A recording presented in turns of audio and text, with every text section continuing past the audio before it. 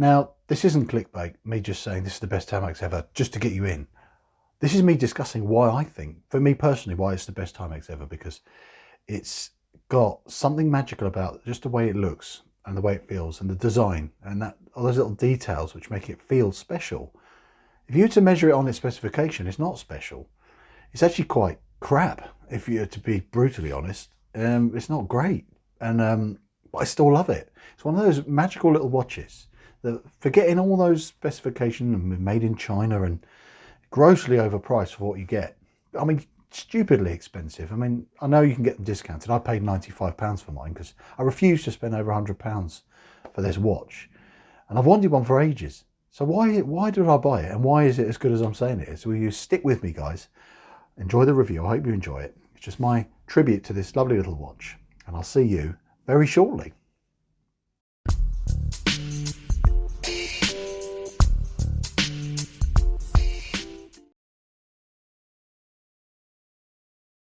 So let's get started with stats and specs, and also I'm going to show you the packaging. Now look at this. This box is huge. It's about a foot long for this tiny little watch. Obviously they put it in lengthways, but look, you get an outer sleeve, nice bit of branding there, Timex. Open it up again, and there's another, oh Christ, it's so big, there's another box inside that. You're spending all this blooming money on a load of boxes, and then you've got another box. It's all beautiful, don't get me wrong, but it's a lot of packaging for a very little watch. But I don't know, if you're into packaging, it's pretty cool.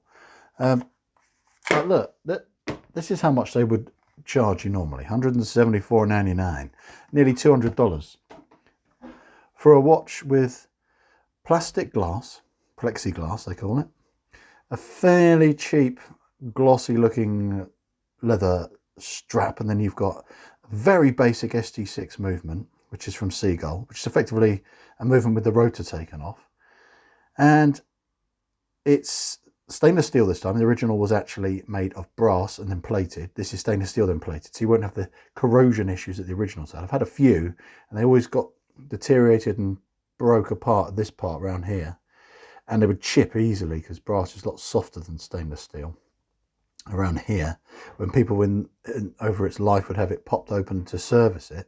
So there's been minimal upgrades. I mean, the lug width is a tiny bit better. It's 18mm size rather than the other one, I think it was 19. So it was a bit awkward for strap sizes, for if you wanted to change it out. But it's still got a fairly clunky movement. It's still got plastic crystal. It's still got a plated case, and it's still got a fairly average sort of strap. And that's all very similar. The upgrades aren't dramatic. We're not talking sapphire here. We're not talking a really nice movement with a display case back. It's kind of keeping as close as possible to the original, because I've had a few of the originals, the vintage ones from the 60s even, and the things that make that original one special are still here, and that is the sizing is fantastic. The proportions of this watch are incredible. 34mm case size, dinky little crown, 4.8mm, and we've got a weight of only 32 grams, so it's really lightweight. Lug to lug is only 41, so it's nice and short. Now the thickness, including the crystals, is 10.2, and it's 50-50 pretty much between that plexiglass and the case, so it's even that is proportional. But this time we've got drilled lugs for easy strap changes. Like I said, there's 18mm on this now, and the actual visible dial is 29mm. Now what's the relevance of that? Well, if you've not seen my San Martin review, this is a 40mm vintage style dive watch. It's got, near as damn it, even though it doesn't look like it, trust me with the calipers say, the dial size on these two is the same. The actual visible dial. So I know the indices on this Marlin are not as legible as what you get on a dive style watch, but the point I'm making here is you've got a 34mm case size watch, which has the same visible dial real estate, if you will, if you want to call it that, of visibility as a significantly bigger watch, this one. So that's interesting. Now, I think I've been pretty thorough in covering all the stats and specs of this piece, and I've alluded to the movement in this. So let's see how good it is.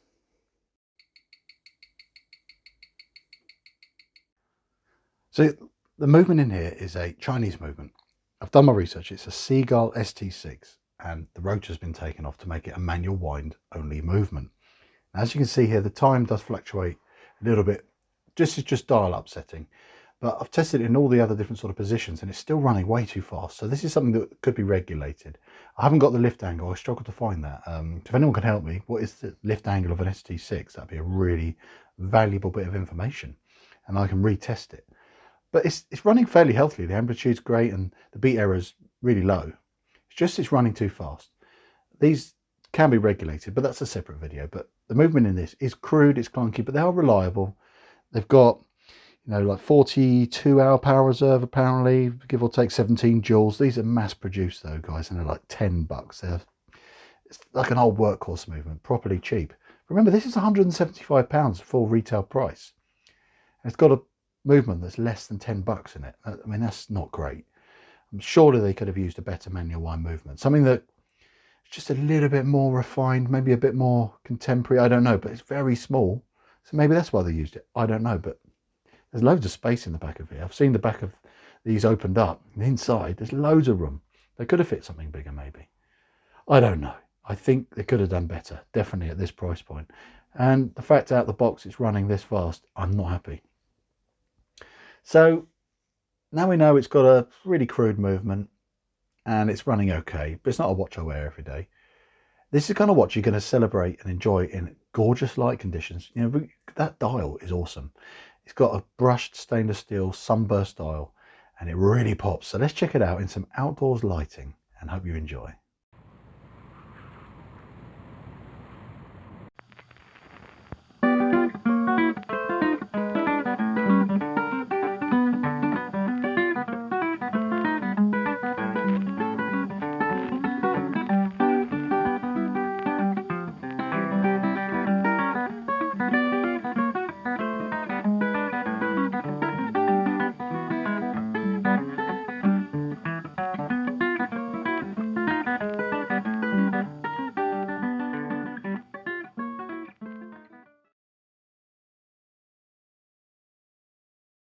So why did I spend nearly £100? Obviously a good discount. Got it on Watch Shop. And I just found it on sale and I thought, you know what, that's a price I'm happy to pay for this watch. Why did I buy it? Well, there's something magical about the design of this watch. I mean, it's an old man's watch. It's from the 60s.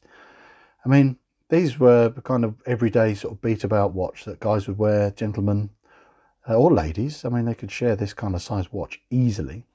This is it on my 7-inch wrist. You see, even it's really so much. Look at the reflection off that dial is insane. Let's take it off. It's playing with the light like mad. Look at it.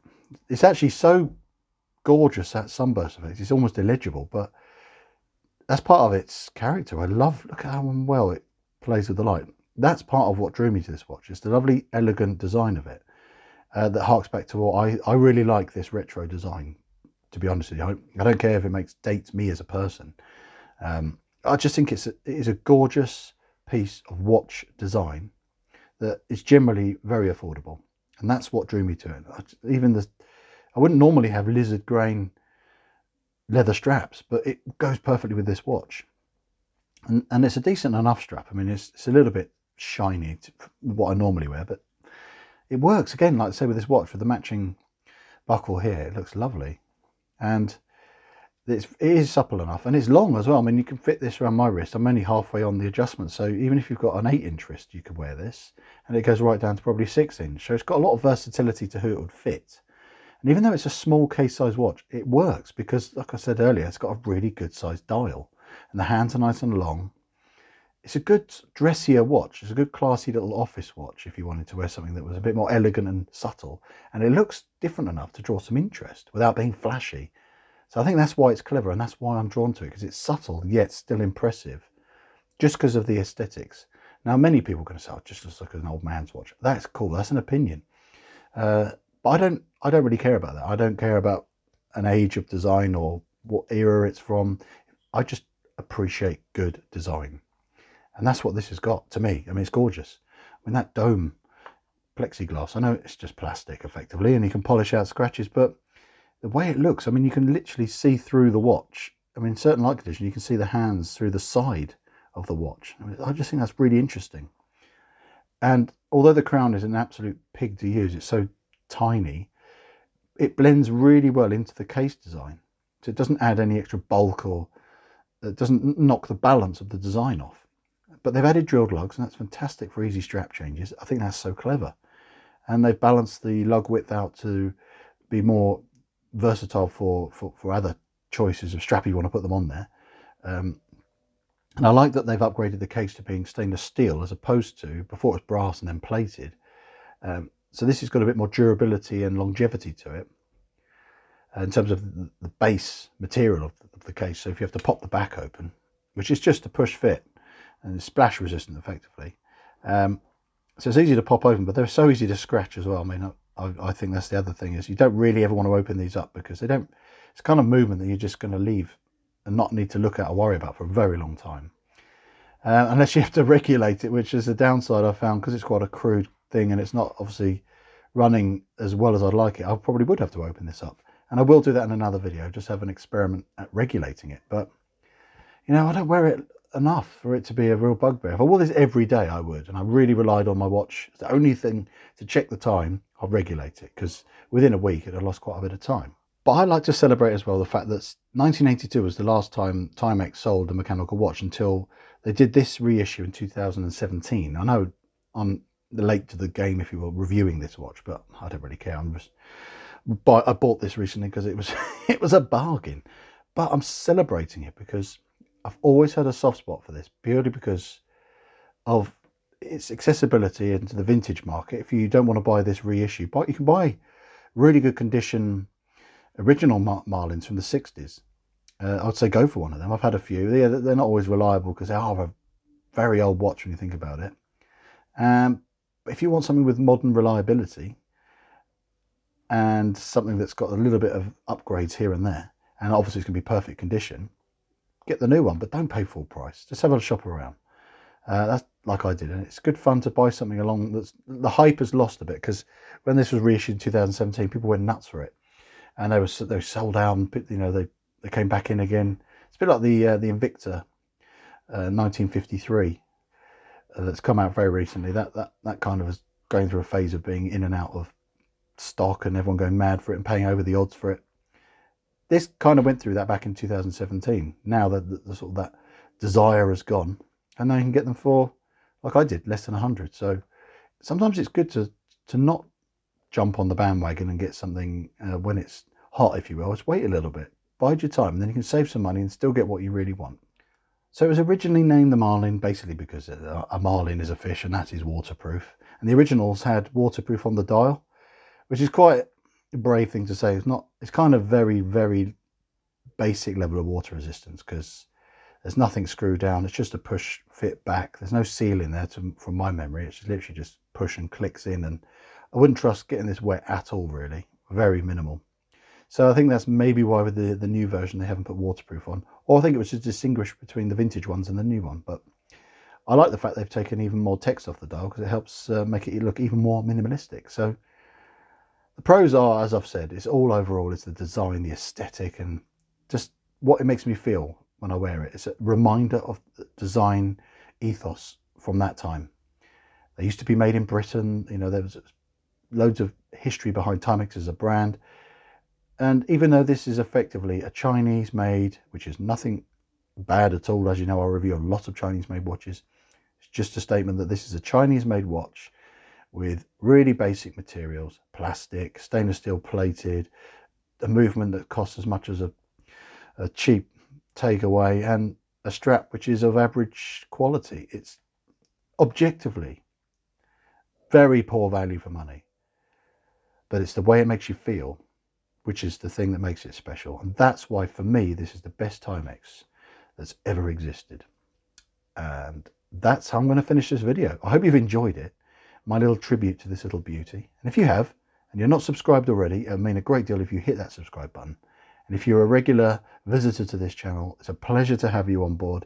I love sharing my little finds here with you, tell you a little story, and basically just chill out and have some fun. I'll see you guys in the next video.